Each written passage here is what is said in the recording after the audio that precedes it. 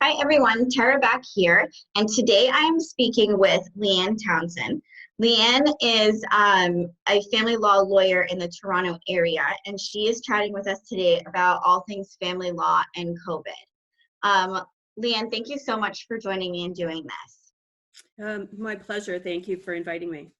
Okay, so we'll just jump right in, and we'll start with the first thing that's on the list is the effects of COVID-19 on custody and access. This is a huge one. Yes, it's coming up a lot with my clients, and I'm getting calls even from people who are not clients of mine. Essentially, if you have a court order stands. Or if you have a custody arrangement or parenting schedule as part of a parenting plan or separation agreement, the terms still stand.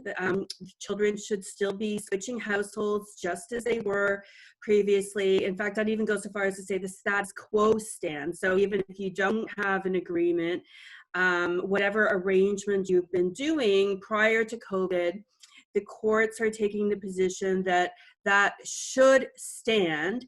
However, there are exceptions, and of course, the main one being if a child has symptoms of COVID-19 or has been exposed to COVID-19, then they have to follow the quarantine rules with whichever household they were at when they were exposed or showed symptoms, because those people have to quarantine as well. And so that would be the exception. But other than that, people should be following the schedule, the status quo. And there's issues that have been coming up surrounding following the protocols where, for example, one household is saying, or one parent is saying that the other parent, isn't social distancing, or that they're not, wiping down their groceries with Lysol when they get home, or they're not following, protocols that we've been recommended to follow. And that's a little more challenging because, in order to, right now the courts are only hearing, for the most part, urgent matters. And there's very specific criteria that have to be met in order to qualify as an urgent matter. And so, somebody not wiping down their groceries every time, whether that qualifies urgent, I'm not so sure. Somebody who's not social distancing, that might be more of an issue. But you're going to have to meet, the criteria for urgency, and then you're going to have to show specific examples that the other parent isn't following the protocols. You can't just make a blanket statement. The onus will be on the person who's bringing the motion or taking issue with this to show specific examples. And then the other parent will be given an opportunity to reassure a court that they are following the protocols, and they're going to have to provide, specific evidence of that as well. So it's complicated. And as we were chatting just before we came on here, these are really unprecedented times. So everything we're about to talk about today, it's new. We, normally lawyers, we go and we look at precedents and previous case law when we're dealing with the situation. But here we don't really have that. And so the law is rapidly developing as we go along, but it's changing all the time. So, even everything I'm saying today, in a few weeks' time, this could be obsolete and we could be doing something different. Yeah, and a lot of that makes a lot of sense. So what I'm gathering from what you're saying is if you've had a previous arrangement, even if it wasn't documented, or if you have a previous agreement or court order, then that stands unless there is an urgent situation, at which point then somebody could take action, but they'll have to have significant amount of proof. That's correct. And it stands whether your ex is an essential worker and, or a healthcare worker and is still, going to work and potentially being exposed to the virus. It still stands. You need to have, something more than that in order to deny access currently. Okay, so even if it's a 223 schedule or anything like that, then it should still remain in place just the way that it was.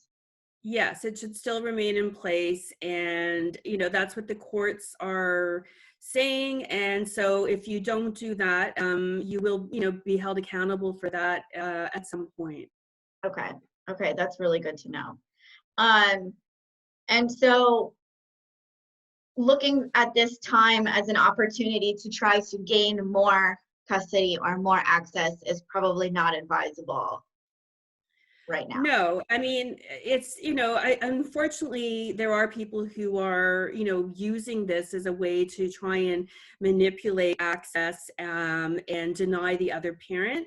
And, no, they should not be doing that. Having said that, there are situations, like there was recently a case that came out in Superior Court where the mother was given exclusive possession of the matrimonial home, and the father was only given video access. And prior to that, they'd had a shared parenting schedule, but the father had moved back into the home during COVID, just to, I guess, make it easier so that no one was going to, be exposed. But then the father, unfortunately, was coming and going as he pleased, and he wasn't following protocols, and the mother was immune compromised.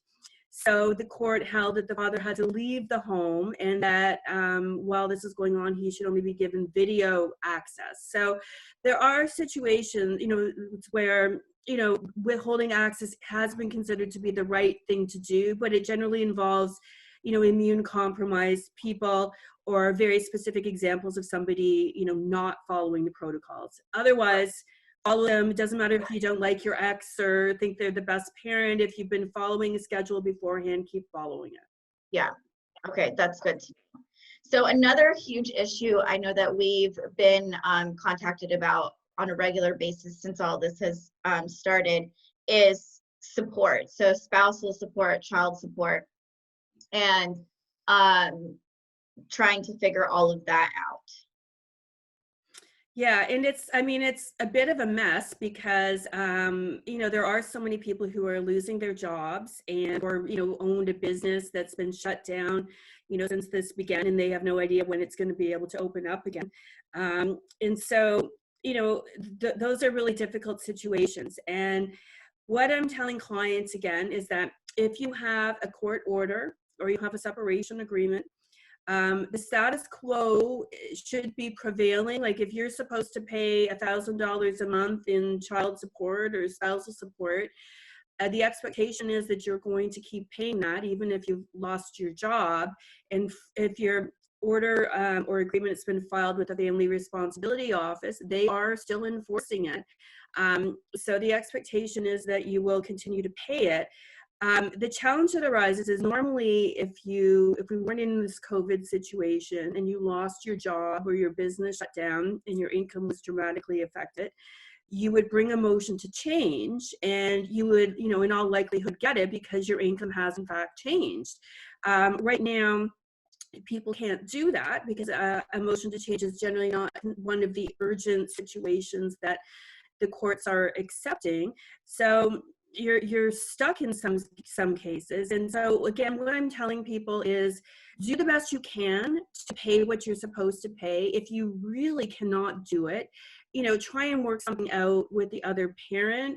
Hopefully, they might be reasonable about this and understanding, and you can work something out. If not, most court orders or even separation agreements have clauses to do with, when the parties don't agree on something, what they're to do. And so it might be an opportunity to go to mediation and try and negotiate something that's, acceptable to both parties, as an interim measure, with the understanding that once the court's open, this is going to have to be properly addressed in court.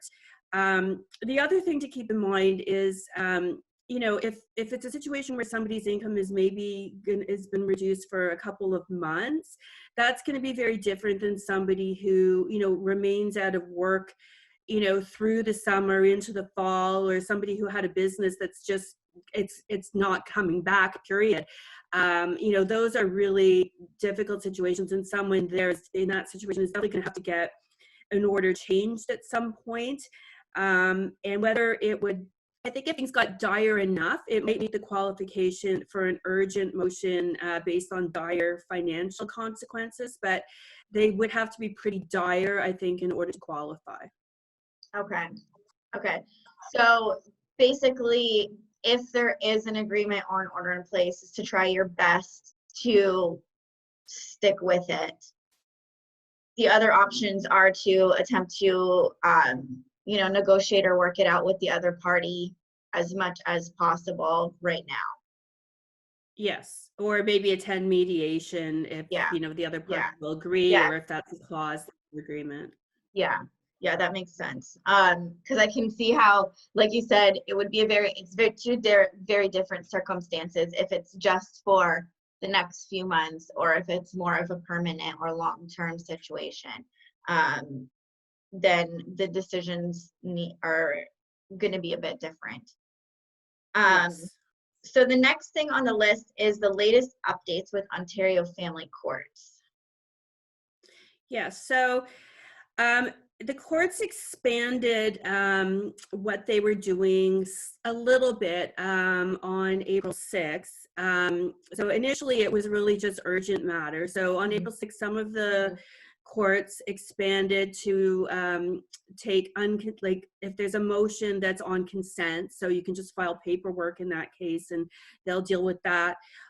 Or case conferences where there's one or two issues that it's been limited to. Some jurisdictions are taking those types of situations. What makes it complicated is that it's really jurisdiction specific. So instead of there being, blanket consistency amongst, the various courts, Brampton might be different than Newmarket, which might be different than Ottawa or Toronto. And so the challenge for us family lawyers is to make sure, we're on top of what's happening in the various jurisdictions where we have clients, because it is slightly different. Although, as I say, generally speaking, it's still mostly just urgent matters, consent, and then some limited case conferences. Okay. So it's important to know, given your jurisdiction, what is happening. Yes, it's important to check the jurisdiction online. Like, it's all available online, and it's really important to know because, as they say, there are some differences. And, generally speaking, most stuff is, it's been adjourned till June. And, it's not clear yet what's going to happen in June because there's going to be a massive amount of stuff. And I think they're not going to be able to, deal with everything at once. And then there's going to be stuff that was already scheduled for June. So, we're still waiting to hear how things are going to be dealt with then. And I mean, we don't even know yet if the courts will actually be, reopened in June, which is a whole other issue. But they are, doing limited motions and case conferences by teleconference. And I have not had to do one yet, but I've been told that they're very smooth, very efficient, and everyone's using the technology really well. So if a situation does require one, the resources are there and it's working well. Okay. Okay. So that's good to know. But for the most part, it's mostly just urgent matters that everyone's still dealing with. And aside from that, it depends on where you are. Yes, and for urgent matters, it's, what's considered urgent is if a child is, going to be hurt or harmed, if they require, if they require serious medical treatment and there needs to be a decision made on that, if there's a danger that a child is going to be abducted, or if a child is in need of protection, or if someone is going to suffer dire financial circumstances. So those are the criteria for urgency. Okay. Okay. That's really good to know too.